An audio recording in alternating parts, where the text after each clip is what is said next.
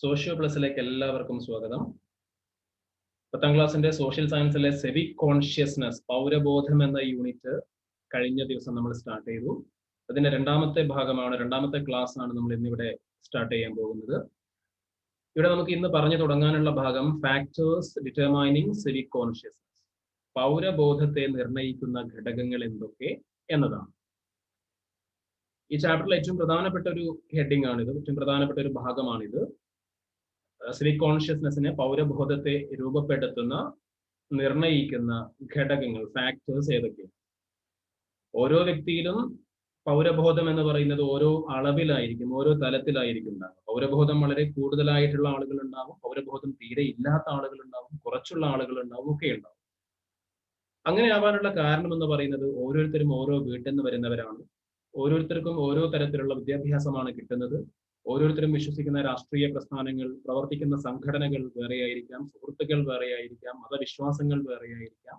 അതിനനുസരിച്ച് നമ്മളിലെ പൗരബോധത്തിലും എന്തുണ്ടാവും? ഏറ്റക്കുറച്ചിലുകൾ, മാറ്റങ്ങൾ ഉണ്ടാവും. അപ്പൊ ഏതൊക്കെയാണ് പൗരബോധത്തെ നിർണ്ണയിക്കുന്ന, രൂപപ്പെടുത്തുന്ന, ഡിറ്റർമൈൻ ചെയ്യുന്ന പ്രധാനപ്പെട്ട ഫാക്ടേഴ്സ്? നമുക്ക് നോക്കാം. Factors determining civic consciousness.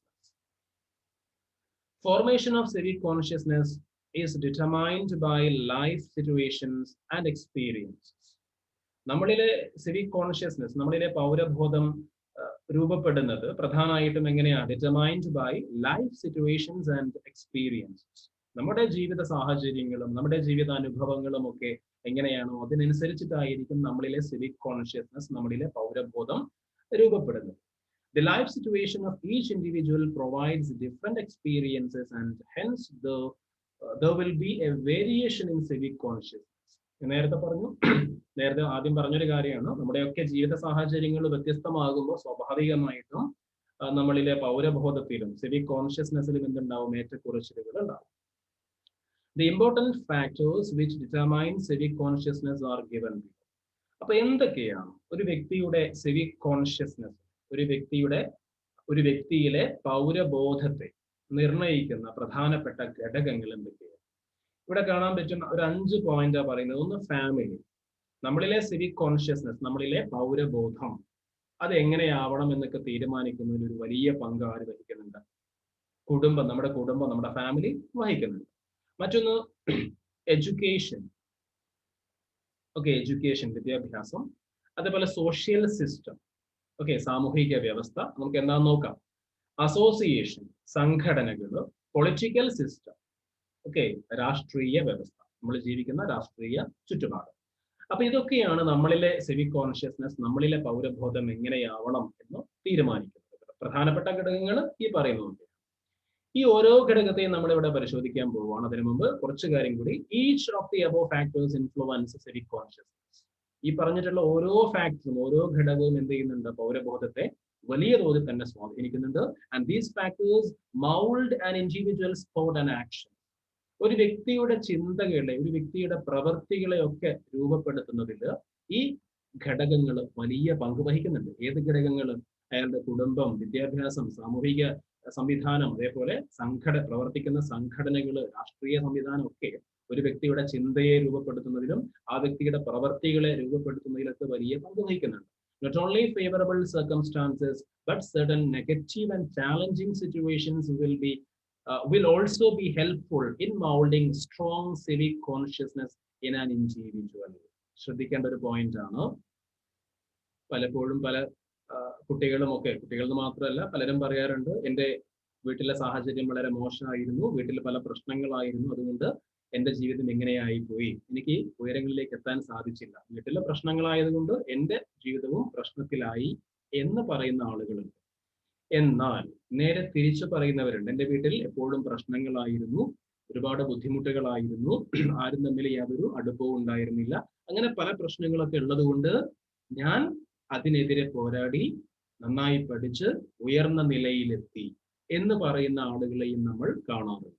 അപ്പോൾ ഒരേ സാഹചര്യത്തെ 2 രൂപത്തിൽ നോക്കിക്കണ്ടു. ഒരാൾ ആ പ്രശ്നങ്ങളൊക്കെ ആയതുകൊണ്ട് എനിക്ക് പ്രശ്നങ്ങൾ ഉണ്ടാവും, എനിക്ക് വളർച്ചയിലേക്ക്, ഉയരത്തിലേക്ക് എത്താൻ സാധിക്കില്ല എന്ന് ആദ്യത്തെ വ്യക്തി ചിന്തിച്ചു. എന്നാൽ രണ്ടാമത്തെ ആളോ ആ നെഗറ്റീവായിട്ടുള്ള കാര്യങ്ങളെ തനിക്ക് ചവിട്ടി ഉയരത്തിലേക്ക് എത്താനുള്ള ഓരോരോ പടികളായി കണ്ട് ആ പ്രശ്നങ്ങളിൽ ചവിട്ടി കയറുകയാണ്, മുകളിലോട്ട് കയറുകയാണ് രണ്ടാമത്തെ ആൾ ചെയ്യുന്നത്.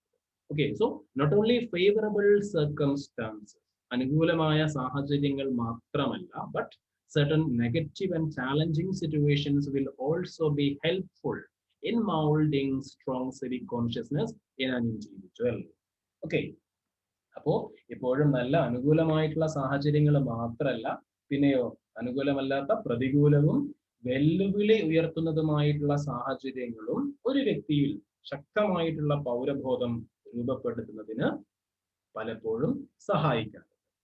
Okay, how can we foster civic conscious? നമുക്ക് എങ്ങനെ ഈ സിവിക് കോൺഷ്യസ്നെസ്സിനെ നമുക്ക് എങ്ങനെ വളർത്തിക്കൊണ്ടുവരാൻ സാധിക്കും? പൗരബോധത്തെ നമുക്ക് എങ്ങനെ വളർത്തിയെടുക്കാൻ സാധിക്കും? ഓക്കെ, അപ്പോ അങ്ങനെ ഒരു ഹെഡിങ് ഇവിടെ കൊടുത്തിട്ടുണ്ടെങ്കിലും നമ്മൾ നേരത്തെ പറഞ്ഞൊരു ഹെഡിങ് ഉണ്ടല്ലോ, ഈ ഹെഡിങ് മറക്കരുത്. രണ്ടിന്റെയും കൂടെ ആൻസർ ആണ് നമ്മൾ ഇവിടെ താഴെ പറയാൻ പോകുന്നത്. ഓക്കെ, ഇവിടെ നമ്മൾ പറഞ്ഞു, അതായത് നമ്മുടെ സിവിക് കോൺഷ്യസ്നെസ്സിനെ ഡിറ്റർമൈൻ ചെയ്യുന്ന, ഫ്രെയിം ചെയ്യുന്ന ഫാക്ടേഴ്സ് ഏതൊക്കെയാണ്? Family, association, education, political system, social system എന്നൊക്കെ നമ്മൾ പറഞ്ഞു.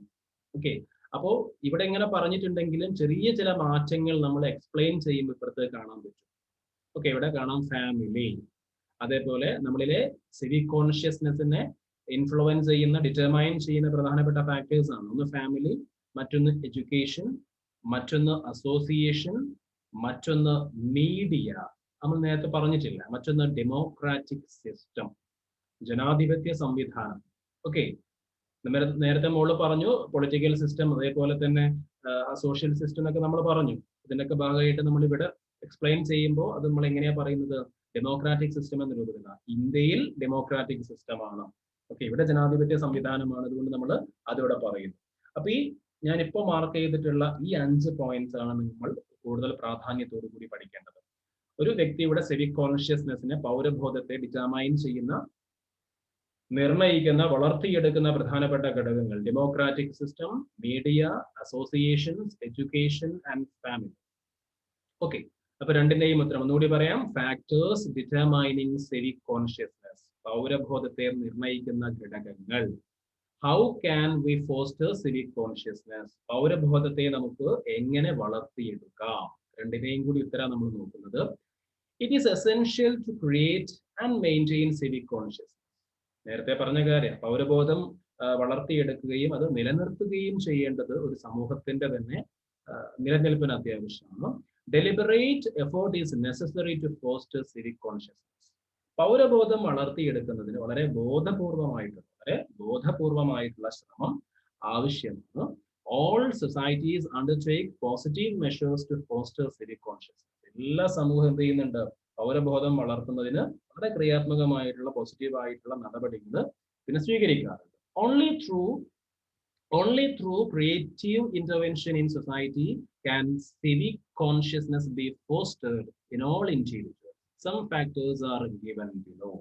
അതായത് സാമൂഹിക നന്മ പൂർണ്ണമായിട്ടും ഉൾക്കൊണ്ടുകൊണ്ട് നടത്തുന്ന ക്രിയാത്മക ഇടപെടലിലൂടെ മാത്രമേ എല്ലാവരിലും പൗരബോധം വളർത്തിയെടുക്കാൻ നമുക്ക് സാധിക്കും. ഓൺലി ത്രൂ ക്രിയേറ്റീവ് ഇന്റർവെൻഷൻ, വളരെ ക്രിയേറ്റീവ് ആയിട്ടുള്ള ക്രിയാത്മകമായിട്ടുള്ള ഇടപെടലിലൂടെ മാത്രമേ നമുക്ക് എന്ത് സാധിക്കുള്ളൂ? എല്ലാവരിലും, ഒരു സമൂഹത്തിലുള്ള എല്ലാവരിലും സിവിക് കോൺഷ്യസ്നെസ് വളർത്തിയെടുക്കാൻ നമുക്ക് സാധിക്കും.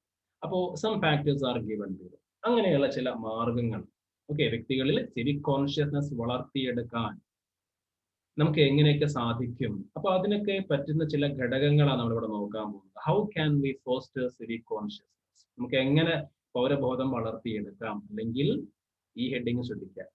Okay, factors determining civic consciousness, പൗരബോധത്തെ നിർണയിക്കുന്ന, വളർത്തിയെടുക്കുന്ന, രൂപപ്പെടുത്തുന്ന ഘടകങ്ങൾ, സ്വാധീനിക്കുന്ന ഘടകങ്ങൾ ഏതൊക്കെ? ഏറ്റവും ആദ്യം family. We learn to respect the elders and to engage in social service from the primary social institution of family. വളരെ പ്രധാനപ്പെട്ട പോയിന്റ്. ഫാമിലി എങ്ങനെയാണ് നമ്മളിലെ സിവിക് കോൺഷ്യസ്നെസ്സിനെ ഇൻഫ്ലുവൻസ് ചെയ്യുന്നത്? ഇതിലെ ഈ ഒരു പാരഗ്രാഫിലെ ഓരോ സെന്റൻസും ഇമ്പോർട്ടൻ്റ് ആണ്. ഓക്കെ, ഫാമിലി അതേപോലെ ചോദ്യം വരാൻ സാധ്യതയുള്ളതുമാണ്. ഈ 5 ഫാക്ടേഴ്സിൽ കൂടുതൽ സാധ്യതയുള്ള ഒന്നാണ് ഫാമിലി. ഓക്കെ, അപ്പൊ ഫാമിലി എങ്ങനെയാണ് പിന്നെ സിവിക് കോൺഷ്യസ്നെസ്സിനെ ഇൻഫ്ലുവൻസ് ചെയ്യുന്നത്? We learn to respect the elders.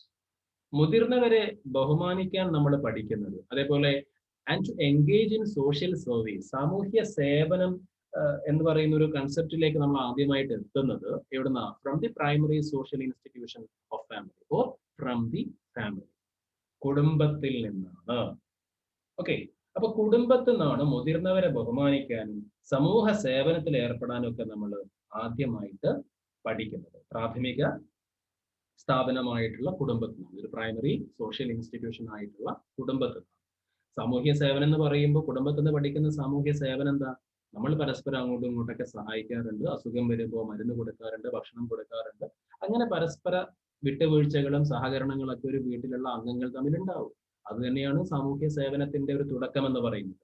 അപ്പോൾ ഈ ആശയങ്ങൾ ഇത് രണ്ടും എന്താ? ഇത് രണ്ടും സിവിക് കോൺഷ്യസ്നെസിന്റെ ഭാഗമാണ്. അപ്പൊ ഇതൊക്കെ നമ്മൾ ആദ്യമായിട്ട് പഠിക്കുന്നത് കുടുംബത്തിൽ നിന്നാണ്, ഫാമിലിയിൽ നിന്നാണ്.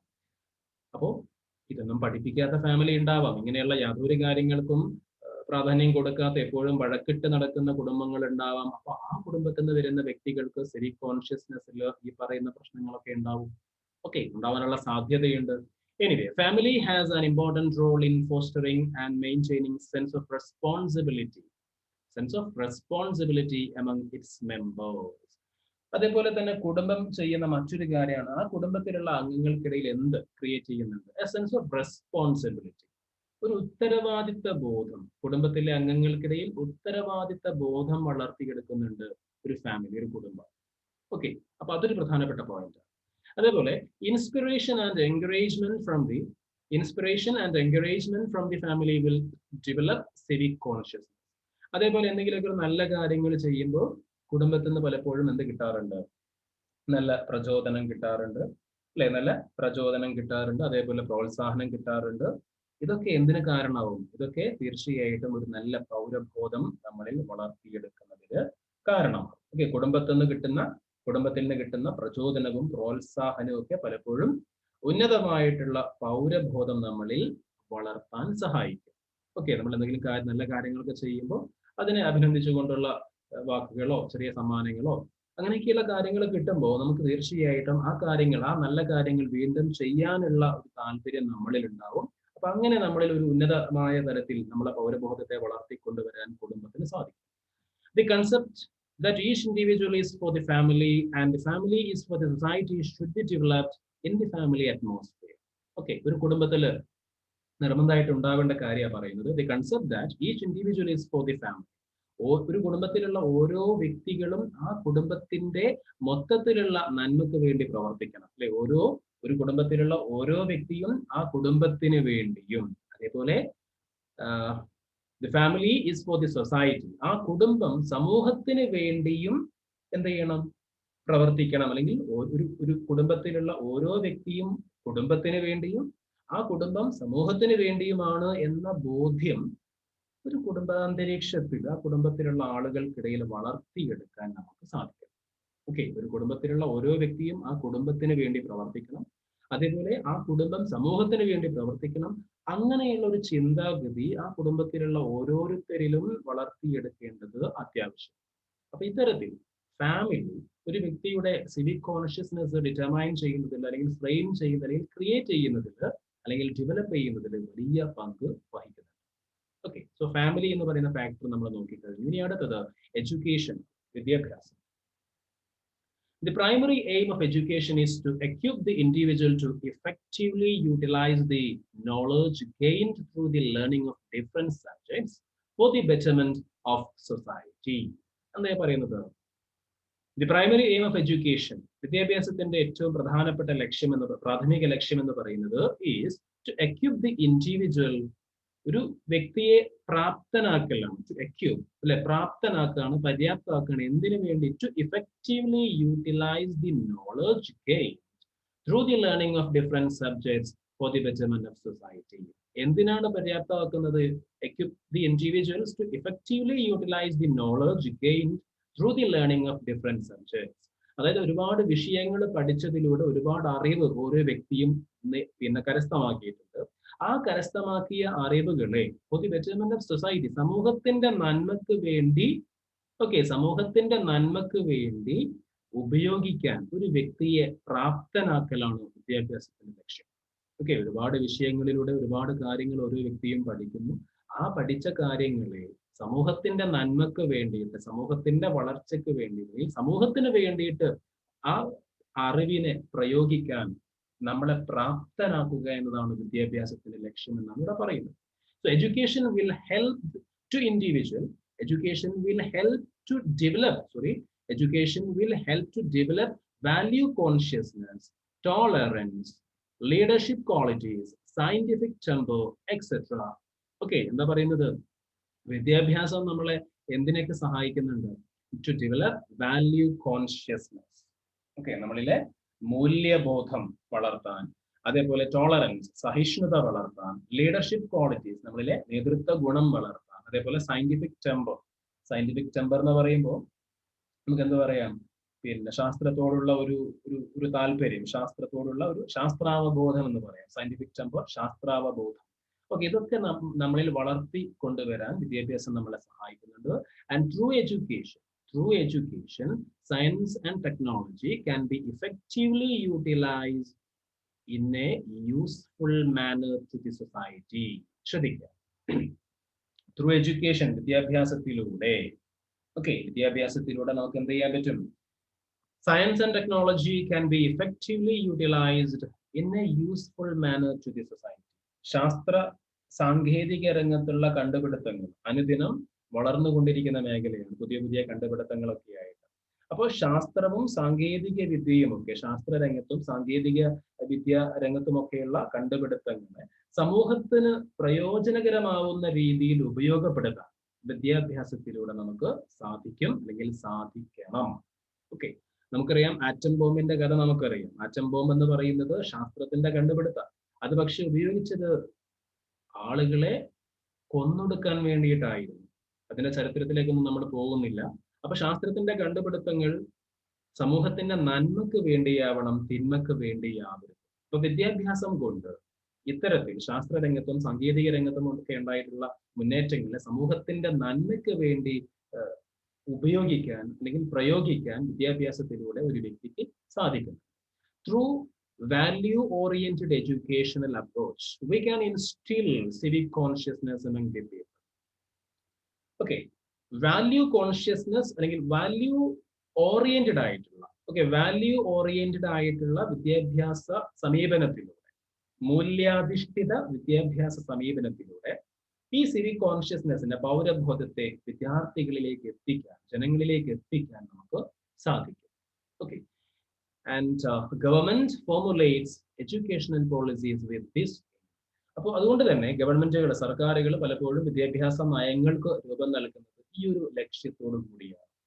ഓക്കെ, അതായത് ഏത് പാഠഭാഗം പഠിക്കുമ്പോഴും അതിൽ നിന്ന് കുട്ടികൾ എന്തെങ്കിലുമൊക്കെ നല്ല മൂല്യങ്ങൾ, വാല്യൂസ് അവരുടെ ജീവിതത്തിലേക്ക് പകർത്തണം, അവരുടെ മനസ്സിലേക്ക് പകർത്തണം. അത് സമൂഹത്തിന്റെ നന്മക്ക് വേണ്ടി ഉള്ളതാവണം. ഓക്കെ, പഠിക്കുന്ന കാര്യങ്ങളൊക്കെ സമൂഹത്തിന്റെ നന്മക്ക് വേണ്ടി കുട്ടികൾ ഉപയോഗിക്കണം എന്നൊരു ഉദ്ദേശത്തോടു കൂടി, എന്നൊരു ലക്ഷ്യത്തോടു കൂടിയാണ് എല്ലാ ഗവൺമെന്റുകളും, എല്ലാ സർക്കാരുകളും ഇന്ന് ചെയ്യാറുള്ളത്. വിദ്യാഭ്യാസ നയങ്ങൾക്ക്, എഡ്യൂക്കേഷണൽ പോളിസീസിന് രൂപം നൽകാറുള്ളത്.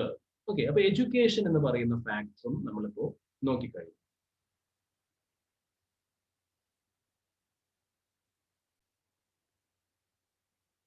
ഇനി അടുത്തതായിട്ട് മൂന്നാമത്തെ ഒരു ഫാക്ടറാണ് അസോസിയേഷൻസ്, സംഘടനകൾ. അതുമായി ബന്ധപ്പെട്ട് എന്തൊക്കെയാ പറയുന്നത് നോക്കാം. There are several political, social, economic and cultural associations in our society. നമ്മുടെ സമൂഹത്തിൽ ഒരുപാട് സംഘടനകൾ പ്രവർത്തിക്കുന്നുണ്ട്. രാഷ്ട്രീയ സംഘടനകൾ, സാമൂഹ്യ സംഘടനകൾ, മത, അതേപോലെ സാമ്പത്തിക സംഘടനകളൊക്കെ, ഒരുപാട് സാംസ്കാരിക സംഘടനകൾ, ഒരുപാട് സംഘടനകൾ നമ്മുടെ സമൂഹത്തിൽ പ്രവർത്തിക്കുന്നുണ്ട്. And such associations many a time equip the individuals to work voluntarily with a service mind. Okay, പലപ്പോഴും ഇങ്ങനെയുള്ള സംഘടനകൾ ഒരു വ്യക്തിയെ സമൂഹത്തിന് വേണ്ടി പ്രവർത്തിക്കാൻ പ്രാപ്തരാക്കാറുണ്ട്. Okay, associations many a time equip the individuals to work voluntarily with a service mind. Okay, അതായത് സമൂഹത്തിന് വേണ്ടി പ്രവർത്തിക്കാൻ പലപ്പോഴും ഒരു വ്യക്തിയെ പ്രേരിപ്പിക്കുന്നതും അതേപോലെ അതിന് ഒരു വ്യക്തിയെ പര്യാപ്തമാക്കുന്നതും ഇങ്ങനെയുള്ള സംഘടനകളായി. ഒരു വ്യക്തി തനിച്ച് പലപ്പോഴും ഒന്നും ചെയ്യാതിരിക്കുന്നുണ്ടെങ്കിലും ഒരു സംഘടനയുടെ ഭാഗമായിട്ട് പലപ്പോഴും അവർ എന്ത് ചെയ്യാറുണ്ട്, പല കാര്യങ്ങളും സമൂഹത്തിന് വേണ്ടി ചെയ്യാറുണ്ട്. അപ്പൊ സേവന സന്നദ്ധതയോടുകൂടി, ഓക്കെ, വർക്ക് വോളണ്ടറിലി, സേവന സന്നദ്ധതയോടുകൂടി പ്രവർത്തിക്കാൻ ഒരു വ്യക്തിയെ പലപ്പോഴും പ്രാപ്തനാക്കുന്നത് ഇങ്ങനെയുള്ള സംഘടനകളാണ്. അങ്ങനെ സേവന സന്നദ്ധതയോടുകൂടി പ്രവർത്തിക്കുക, സമൂഹത്തിന് വേണ്ടിയിട്ട് ആ ഒരു സർവീസ് മൈൻഡോടുകൂടി സമൂഹത്തിന് വേണ്ടി വോളണ്ടറിലി നമ്മൾ പ്രവർത്തിക്കുക എന്ന് പറയുമ്പോൾ അത് എന്തിന്റെ ഭാഗം, അത് സിവിക് കോൺഷ്യസ്നെസിന്റെ ഭാഗമാണ്. അപ്പൊ അതിന് സഹായിക്കുന്നുണ്ട് എന്ത്, ഇങ്ങനെയുള്ള association. Several voluntary associations are working in the fields of protection of environment. ഒരുപാട് ഇത്തരം സംഘടനകൾ ഏതൊക്കെ ഫീൽഡിൽ പ്രവർത്തിക്കുന്നുണ്ട്? Four the protection of environment, പരിസ്ഥിതിയുടെ സംരക്ഷണത്തിന് വേണ്ടി, പ്രൊട്ടക്ഷൻ ഓഫ് ഹ്യൂമൻ റൈറ്റ്സ്, മനുഷ്യാവകാശം സംരക്ഷിക്കുക, മനുഷ്യാവകാശ സംരക്ഷണം ലക്ഷ്യമാക്കി പ്രവർത്തിക്കുന്ന സംഘടനകളുണ്ട്, ചാരിറ്റി ലക്ഷ്യമാക്കി പ്രവർത്തിക്കുന്ന സംഘടനകളുണ്ട്. അപ്പൊ ഇങ്ങനെ ഒരുപാട് സംഘടനകൾ, okay, several voluntary associations are working in the fields of protection of environment, protection of human rights and charity, etc. Okay, അതായത് നമ്മൾ വീണ്ടും എക്സ്പ്ലെയിൻ ചെയ്യേണ്ട കാര്യമില്ല. ഇങ്ങനെയുള്ള പല ലക്ഷ്യങ്ങൾ വെച്ചുകൊണ്ട് അല്ലെ പല സംഘടനകൾ പ്രവർത്തിക്കുന്നുണ്ട്. ചാരിറ്റി മേഖലയിൽ പ്രവർത്തിക്കുന്ന സംഘടനകൾ, അഥവാ ജീവകാരുണ്യ പ്രവർത്തികൾ ചെയ്യുന്ന സംഘടനകളുണ്ട്, മനുഷ്യാവകാശ സംരക്ഷണത്തിന് വേണ്ടി പ്രവർത്തിക്കുന്ന സംഘടനകളുണ്ട്, പരിസ്ഥിതി സംരക്ഷണത്തിന് വേണ്ടി പ്രവർത്തിക്കുന്ന സംഘടനകളുണ്ട്. ഇങ്ങനെ ഒരുപാട് സംഘടനകൾ നമ്മുടെ സമൂഹത്തിൽ പ്രവർത്തിക്കുന്നുണ്ട്.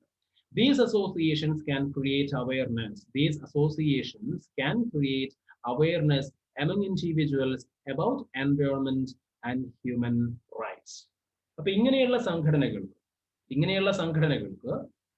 വ്യക്തികളിൽ, ആ സംഘടനയിൽ പ്രവർത്തിക്കുന്ന വ്യക്തികളിൽ പ്രത്യേകിച്ചും, ഓക്കെ, ആ സംഘടനകളിൽ പ്രവർത്തിക്കുന്ന വ്യക്തികളിൽ ഏത് മേഖലയിൽ പ്രവർത്തിക്കുന്ന സംഘടനയാണോ ആ മേഖലയുമായി ബന്ധപ്പെട്ട കൃത്യമായ ഒരു അവയർനെസ്, ഒരു അവബോധം ഉണ്ടാക്കി കൊടുക്കാൻ കഴിയുന്നുണ്ട്. അപ്പോ എൻവയോൺമെന്റ്, നമ്മൾ പറഞ്ഞു associations are working in the field of protection of environment, പരിസ്ഥിതി സംരക്ഷണം എന്ന് പറയുന്ന മേഖലയിൽ പ്രവർത്തിക്കുന്ന സംഘടനകൾ. അപ്പോൾ ആ സംഘടനയിൽ പ്രവർത്തിക്കുന്ന ഓരോ വ്യക്തികളിലും എൻവയോൺമെന്റ് പ്രൊട്ടക്ഷന്റെ ഇമ്പോർട്ടൻസ് എന്താണെന്ന് കൃത്യമായിട്ട് ബോധ്യപ്പെടുത്തി കൊടുക്കാനും, നമ്മുടെ എൻവയോൺമെന്റ് പ്രൊട്ടക്ട് ചെയ്യപ്പെടേണ്ടതാണ്, കൺസേർവ് ചെയ്യപ്പെടേണ്ടതാണ് എന്ന ഒരു ബോധ്യം അവരിൽ ഉണ്ടാക്കാനും ഒക്കെ ആ സംഘടനകൾക്ക് സാധിക്കുന്നുണ്ട്. അതേപോലെ പ്രൊട്ടക്ഷൻ ഓഫ് ഹ്യൂമൻ റൈറ്റ്സ്, മനുഷ്യാവകാശ സംരക്ഷണത്തിന് വേണ്ടി പ്രവർത്തിക്കുന്ന സംഘടനകൾ, ആ സംഘടനകളിൽ പ്രവർത്തിക്കുന്ന ആളുകളുടെ മനസ്സിൽ എന്ത് വികാരം അല്ലെങ്കിൽ എങ്ങനെയുള്ള ആശയങ്ങൾ, എങ്ങനെയുള്ള വാല്യൂസ് ആണ് പകർന്നു നൽകുന്നത്? എല്ലാവരുടെയും അവകാശങ്ങൾ സംരക്ഷിക്കപ്പെടാനുള്ളതാണ്. ആരുടെയും അവകാശങ്ങൾ നമുക്ക് ഡിനൈ ചെയ്യാൻ അല്ലെങ്കിൽ ഹനിക്കാനുള്ള അധികാരമില്ല. ഇങ്ങനെയൊക്കെയുള്ള ആശയങ്ങൾ, വാല്യൂസ് ആ സംഘടനകളിൽ പ്രവർത്തിക്കുമ്പോൾ അതിലെ മെമ്പേഴ്സിന് കിട്ടും. സ്വാഭാവികമായിട്ടും അങ്ങനെയൊക്കെയുള്ള ആശയങ്ങളാണ് ഒരു നല്ല പൗരൻ, ഒരു നല്ല സിറ്റിസനെ ക്രിയേറ്റ് ചെയ്യുന്നത്, നല്ല പൗരബോധം അവരിൽ ഉണ്ടാക്കുന്നത്. ഇങ്ങനെയുള്ള ആശയങ്ങളാണ്, ഇങ്ങനെയുള്ള സംഘടനകളാണ്. Okay, so these associations can create awareness among individuals about environment and human rights. പരിസ്ഥിതിയെ പറ്റിയും മനുഷ്യാവകാശത്തെ പറ്റിയും ഒക്കെ നല്ല ബോധ്യം അല്ലെങ്കിൽ അങ്ങനെയുള്ള ഒരു അവബോധം അംഗങ്ങളിൽ ഉണ്ടാക്കുന്നതിൽ, മെമ്പേഴ്സിൽ ഉണ്ടാക്കുന്നതിൽ ഇങ്ങനെയുള്ള സംഘടനകൾ വലിയ പങ്ക് വഹിക്കുന്നുണ്ട്. ഓക്കെ, അപ്പൊ അസോസിയേഷൻ എന്ന് പറയുന്ന ഒരു ഭാഗവും നമ്മൾ നോക്കിക്കഴിഞ്ഞു. ഇനി അടുത്തത് മീഡിയ, മാധ്യമങ്ങൾ. ഇന്നത്തെ സമൂഹത്തിൽ നമുക്ക് ഒഴിച്ചു നിർത്താൻ പറ്റാത്ത ഒരു ഘടകമാണ് മീഡിയ എന്ന് പറയുന്നത്. അത് അതിന്റെ പല തലങ്ങളിലേക്കും, ഇലക്ട്രോണിക് മീഡിയ, പ്രിന്റിംഗ് മീഡിയ ഒക്കെയുണ്ട്. സോഷ്യൽ മീഡിയ ഇന്ന് ഏറ്റവും സജീവമായിട്ട് നിൽക്കുന്ന ഒരു മീഡിയയാണ് സോഷ്യൽ മീഡിയ, സാമൂഹ്യ മാധ്യമങ്ങൾ എന്ന് പറയാം. ഫേസ്ബുക്ക്, വാട്സപ്പ്, ട്വിറ്റർ പോലെയുള്ള സങ്കേതങ്ങൾ. Media plays an important role in the formulation of civic consciousness. പൗരബോധം രൂപീകരിക്കുന്നതിൽ, ഒരു വ്യക്തിയുടെ പൗരബോധ രൂപീകരണത്തിൽ വലിയ പങ്ക് വഹിക്കുന്നുണ്ട് ഇങ്ങനെയുള്ള മാധ്യമങ്ങൾ. Print and electronic media influences the society tremendously. ഒരു വലിയ തോതിൽ തന്നെ അച്ചടി മാധ്യമങ്ങളും ഇലക്ട്രോണിക് മാധ്യമങ്ങളും സമൂഹത്തിനെ സ്വാധീനിക്കുന്നുണ്ട്, വലിയ തോതിൽ സമൂഹത്തെ സ്വാധീനിക്കുന്നുണ്ട്. News and information reach the masses through the media. വാർത്തകളും വിവരങ്ങളും ഒക്കെ ജനങ്ങളിലേക്ക് എത്തുന്നത് എങ്ങനെയാണ്? നമുക്കറിയാം, വാർത്തകളും വിവരങ്ങളും ഒക്കെ ജനങ്ങളിലേക്ക് എത്തുന്നത് ഇങ്ങനെയുള്ള പലതരത്തിലുള്ള മാധ്യമങ്ങളിലൂടെ. അതുകൊണ്ട് തന്നെ മാധ്യമങ്ങൾ എന്താവണം? എപ്പോഴും ജുഡീഷ്യസ് ആയിരിക്കണം, അല്ലേ? Judicious and objective information lead to the formulation of creative ideas. Okay, judicious and objective information, ശരിയായിട്ടുള്ള, സത്യസന്ധമായിട്ടുള്ള, അതേപോലെ തന്നെ ഒബ്ജക്റ്റീവ്, രണ്ടും കൂടി പറയുമ്പോൾ ശരിയായ, വസ്തുനിഷ്ഠമായ എന്നൊക്കെ നമുക്ക് പറയാം. അപ്പൊ സത്യസന്ധമായ വസ്തുനിഷ്ഠമായിട്ടുള്ള യഥാർത്ഥത്തിലുള്ള വിവരങ്ങളായിരിക്കണം ഇങ്ങനെയുള്ള മാധ്യമങ്ങൾ ജനങ്ങളിലേക്ക് പകർന്നു നൽകേണ്ടത്. അങ്ങനെയുള്ള വിവരങ്ങൾ കിട്ടുമ്പോൾ മാത്രമേ നമുക്ക് എന്തുണ്ടാവുന്നുള്ളൂ? We can formulate creative ideas. Then only we can formulate creative ideas. Okay. So judicious and objective information lead to the formulation of creative ideas. നല്ല സത്യസന്ധമായ വസ്തുനിഷ്ഠമായിട്ടുള്ള വിവരങ്ങളാണെങ്കിൽ that lead to the formulation of creative ideas. അതെന്തിനു കാരണമാവും? അത് ക്രിയാത്മകമായിട്ടുള്ള ആശയ രൂപീകരണത്തിലേക്ക് നമ്മെ നയിക്കും. So media should be independent and impartial. ഇന്നത്തെ കാലത്ത് നമുക്ക് വളരെ സംശയത്തോടു കൂടിയാണ് പലപ്പോഴും പല മാധ്യമങ്ങളെയും നമുക്ക് കാണാൻ സാധിക്കും. കാരണം പല ചാനലുകളായിക്കോട്ടെ, പല പത്രങ്ങളായിക്കോട്ടെ, ഓരോന്നും ഏതെങ്കിലുമൊക്കെ രാഷ്ട്രീയ പാർട്ടികളെ അന്ധമായിട്ട് സപ്പോർട്ട് ചെയ്യുകയോ അല്ലെങ്കിൽ അന്ധമായിട്ട് എതിർക്കുകയോ ചെയ്യുന്ന ഒരു രീതി പലപ്പോഴും കേരളത്തിൽ നമ്മൾ കാണാറുണ്ട്. അങ്ങനെ ഇല്ലാത്ത മാധ്യമങ്ങളും ഉണ്ട്, തീരെ ഇല്ല എന്ന് ഞാൻ പറയുന്നില്ല. പക്ഷെ എങ്കിലും പലപ്പോഴും പല മാധ്യമങ്ങളും, ചാനലായിക്കോട്ടെ പത്രമായിക്കോട്ടെ, പല മാധ്യമങ്ങളും ഏതെങ്കിലുമൊക്കെ രാഷ്ട്രീയ പാർട്ടികൾക്ക് വേണ്ടി പ്രവർത്തിക്കുന്ന മാധ്യമങ്ങളായിട്ട് പലപ്പോഴും മാറാറുണ്ട്. അപ്പോൾ അതൊരിക്കലും നല്ലതല്ല. ഒരു സമൂഹത്തിന്റെ വളർച്ചയ്ക്ക്, ഒരു പ്രോഗ്രസീവായിട്ടുള്ള ഒരു മാറ്റം ആഗ്രഹിക്കുന്നുണ്ടെങ്കിൽ ഒരിക്കലും ആ ഒരു കാര്യം നല്ലതല്ല. So media should B independent and impartial. എപ്പോഴും നമ്മുടെ കോടതികളെ പറ്റി നമ്മൾ പറയുന്നത് പോലെ, നമ്മുടെ ജുഡീഷ്യറിയെ പറ്റി നമ്മൾ പറയുന്നത് പോലെ തന്നെ നമ്മുടെ മീഡിയ, നമ്മുടെ മാധ്യമങ്ങളും എപ്പോഴും എന്തായിരിക്കണം? ഇൻഡിപെൻഡന്റ് ആയിരിക്കണം. Media should B independent and impartial. എപ്പോഴും എന്തായിരിക്കണം? ഇൻഡിപെൻഡന്റ് ആവണം, ഇംപാർഷ്യൽ ആവണം. ഓക്കെ, നിഷ്പക്ഷമായിരിക്കണം, സ്വതന്ത്രമായിരിക്കണം മാധ്യമങ്ങൾ. The information from the media should be evaluated critically. പത്രങ്ങളിലൂടെ അല്ലെങ്കിൽ TV ചാനലുകളിലൂടെയൊക്കെ നമുക്ക് കിട്ടുന്ന വാർത്തകളെ, വിവരങ്ങളെ നമ്മൾ എന്ത് ചെയ്യണം? കൃത്യമായിട്ട് വിമർശനാത്മകമായിട്ട് വിലയിരുത്തണം. കേൾക്കുന്ന, കാണുന്ന കാര്യങ്ങളെല്ലാം സത്യമാണ് എന്ന് നമ്മൾ അപ്പാടെ വിശ്വസിക്കരുത്. പകരം the information from the media should be evaluated critically. വിമർശനാത്മകമായിട്ട് നമ്മൾ അതിനെ വിലയിരുത്തണം. ഇനി ഏറ്റവും അവസാനത്തെ ഘടകമാണ് democratic system. Okay, democratic system, ജനാധിപത്യ വ്യവസ്ഥ എന്ന് പറയും. Democracy is an inevitable component of civic conscious. പൗരബോധത്തിന്റെ ഏറ്റവും അനിവാര്യമായിട്ടുള്ള ഒരു ഘടകമാണ് ഇത്, civic conscious. Democracy. Okay, democracy is an inevitable component of civic consciousness. Civic കോൺഷ്യസ്നെസിന്റെ, പൗരബോധത്തിന്റെ ഏറ്റവും പ്രധാനപ്പെട്ട, ഒഴിവാക്കാൻ പറ്റാത്ത ഒരു ഭാഗമാണ്, ഘടകമാണ് ഡെമോക്രാറ്റിക് സിസ്റ്റം എന്ന് പറയും, ഡെമോക്രസി എന്ന് പറയുന്നത്. Okay, democracy is the basis of all other components which help to develop civic consciousness. ശ്രദ്ധിക്കണം, ഈ ഒരു സെന്റൻസിൽ ഉണ്ട് ഇതിന്റെ importance. Democracy is the basis of all other components which help to develop civic consciousness. Civic consciousness, പൗരബോധം വളർത്താൻ സഹായിക്കുന്ന, അത് രൂപീകരിക്കാൻ നമ്മെ സഹായിക്കുന്ന ഘടകങ്ങൾ നമ്മൾ പറഞ്ഞല്ലോ. മീഡിയ, അസോസിയേഷൻസ്, എഡ്യൂക്കേഷൻ, ഫാമിലി, ഇങ്ങനെ കുറച്ച് കോമ്പണൻസ് നമ്മൾ നേരത്തെ പറഞ്ഞു. ഈ പറയുന്ന എല്ലാ ഘടകങ്ങളും കൃത്യമായിട്ട് ഫങ്ഷൻ ചെയ്യുക എവിടെ മാത്രമാണ്? ഒരു ഡെമോക്രാറ്റിക് സൊസൈറ്റിയിൽ മാത്രമാണ്, ഒരു ജനാധിപത്യ സമൂഹത്തിൽ മാത്രമേ എന്ത് സാധിക്കുള്ളൂ? ഒരു ഇൻഡിപെൻഡന്റ് മീഡിയ സാധ്യമാവുള്ളൂ, അല്ലേ? ജനാധിപത്യ സമൂഹത്തിൽ മാത്രമേ നിഷ്പക്ഷമായ, സ്വതന്ത്രമായ പത്രപ്രവർത്തനം സാധിക്കുള്ളൂ. ഒരു രാജഭരണമാണെങ്കിൽ അത് സാധിക്കൂല. അതേപോലെ തന്നെ അസോസിയേഷൻസ്, ഒരു ജനാധിപത്യ സമൂഹത്തിലാണ് ഇങ്ങനെയുള്ള ഒരുപാട് സംഘടനകൾക്ക് പ്രവർത്തന സ്വാതന്ത്ര്യമുള്ളത്. അതേപോലെ തന്നെ എഡ്യൂക്കേഷൻ ആയിക്കോട്ടെ, ഒരു ജനാധിപത്യ സമൂഹത്തിൽ മാത്രമേ എല്ലാ തലത്തിലും പെട്ട ആളുകളെ ഉദ്ദേശിച്ചുകൊണ്ടുള്ള ഒരു വിദ്യാഭ്യാസ സമ്പ്രദായം, എഡ്യൂക്കേഷൻ സിസ്റ്റം അവിടെ സാധ്യമാവുള്ളൂ. അല്ലെങ്കിൽ ഏതെങ്കിലും ഒരു മതത്തെ പ്രോത്സാഹിപ്പിക്കുന്ന, ഏതെങ്കിലുമൊക്കെ പ്രത്യേക ചിന്താഗതികളെ പ്രോത്സാഹിപ്പിക്കുന്ന, ഹിറ്റ്ലറും മുസോളിനിയൊക്കെ ചെയ്തതുപോലെ ഫാഷിസത്തെയും നാസിസത്തെയും ഒക്കെ പ്രൊമോട്ട് ചെയ്യുന്ന ആ രൂപത്തിലൊക്കെയുള്ള പ്രത്യേക ഐഡിയോളജി ജനങ്ങളിലേക്ക് എത്തിക്കുന്ന വിദ്യാഭ്യാസമായിട്ട് മാറും.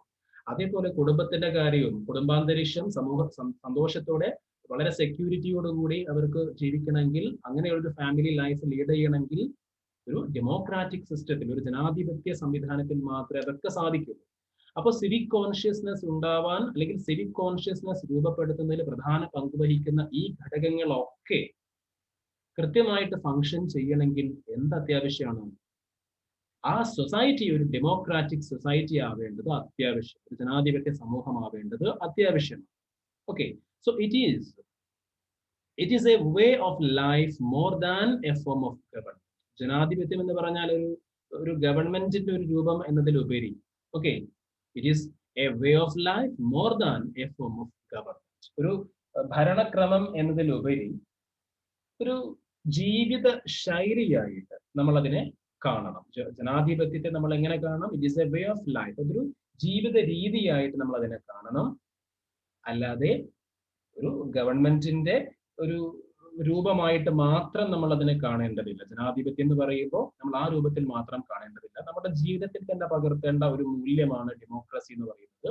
എന്ത് കാര്യം, അത് വീട്ടിലായിക്കോട്ടെ, എന്ത് കാര്യമാണെങ്കിൽ നമ്മൾ നമ്മുടെ താല്പര്യം മാത്രം പരിഗണിക്കാതെ മറ്റുള്ളവരുടെ അഭിപ്രായങ്ങളൊക്കെ കേട്ട് അതിനനുസരിച്ച് കൂടുതൽ ആളുകൾ എന്ത് പറയുന്നു അതിനനുസരിച്ച് നമ്മൾ പ്രവർത്തിക്കുന്ന ആ ഒരു രീതി, അതാണല്ലോ ജനാധിപത്യം.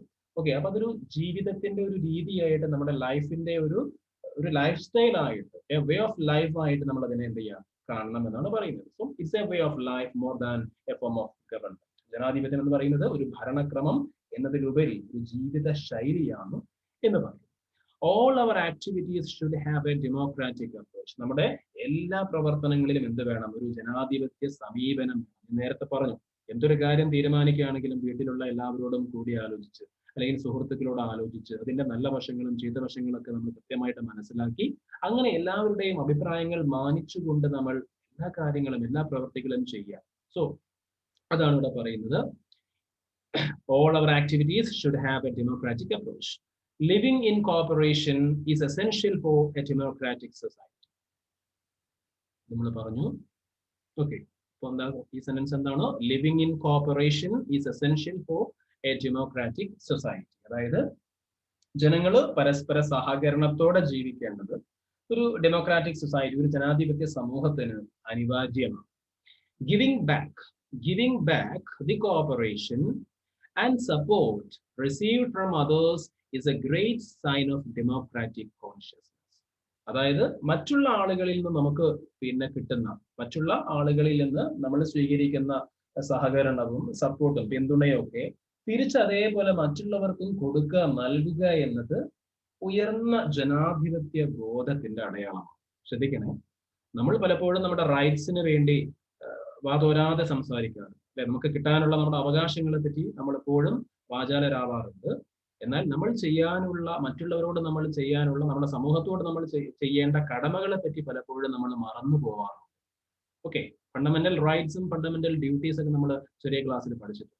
ഫണ്ടമെന്റൽ റൈറ്റ്സ് കൃത്യമായിട്ട് നമുക്കറിയാം, 6 എണ്ണമാണുള്ളത് നമുക്കറിയാം. എന്നാൽ ഫണ്ടമെന്റൽ ഡ്യൂട്ടീസ് എത്ര എണ്ണം ഉണ്ട് എന്ന് പോലും പലപ്പോഴും നമ്മൾ മറന്നു പോകും. ഓക്കെ, 11 ഫണ്ടമെന്റൽ ഡ്യൂട്ടീസ് ഉണ്ട് എന്ന കാര്യം പലപ്പോഴും നമുക്ക് അറിയില്ല. അപ്പോൾ അങ്ങനെയല്ല വേണ്ടത്, മറിച്ച് എങ്ങനെ വേണം? Giving back the cooperation and support received from others is a great sign of democratic consciousness or a great sign of civic consciousness. അങ്ങനെയും പറയാം. അതായത് മറ്റുള്ളവരിൽ നിന്ന് നമുക്ക് കിട്ടുന്ന സഹായവും സഹകരണവും ഒക്കെ തിരിച്ച് മറ്റുള്ളവർക്ക് നമ്മളും നൽകുക എന്നുള്ളത് ഉയർന്ന ജനാധിപത്യ ബോധമാണ്, ഉയർന്ന പൗരബോധമാണ്. Okay, democracy prompts individuals to think about fellow beings and to work for the protection of their freedom. ശ്രദ്ധിക്കാം, എന്താ പറയുന്നത്? ഫ്രീഡം, ഇക്വാളിറ്റി ആൻഡ് റൈറ്റ്സ് ഇവിടം വരെയുണ്ട്. Okay, democracy prompts individuals to think about fellow beings. ജനാധിപത്യം സഹജീവികളെ കുറിച്ച് ചിന്തിക്കാനും, okay, സഹജീവികളെ കുറിച്ച് ചിന്തിക്കാനും, അതേപോലെ നമ്മുടെ സഹജീവികളുടെ സ്വാതന്ത്ര്യം, സമത്വം, അവരുടെ അവകാശങ്ങൾ, ഇതൊക്കെ സംരക്ഷിക്കുന്നതിന് വേണ്ടി പ്രവർത്തിക്കാനും ഒക്കെ വ്യക്തികളെ പ്രേരിപ്പിക്കുന്നുണ്ട്.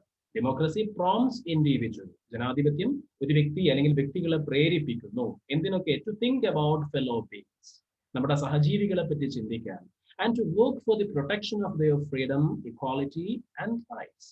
മറ്റുള്ളവരുടെ അല്ലെങ്കിൽ നമ്മുടെ സഹജീവികളുടെ സ്വാതന്ത്ര്യം, അവരുടെ അവകാശങ്ങൾ, അതേപോലെ തന്നെ സമത്വം, ഇതിനൊക്കെ അവർക്ക് ഈ പറയുന്ന കാര്യങ്ങളൊക്കെ നേടിയെടുക്കാൻ അവർക്ക് വേണ്ടി എല്ലാ പിന്തുണയും കൊടുത്ത് അവർക്ക് വേണ്ടി പ്രവർത്തിക്കാൻ നമ്മളെ പ്രേരിപ്പിക്കുന്നുണ്ട് എന്ത്? ജനാധിപത്യം. So democracy believes in the rule of law.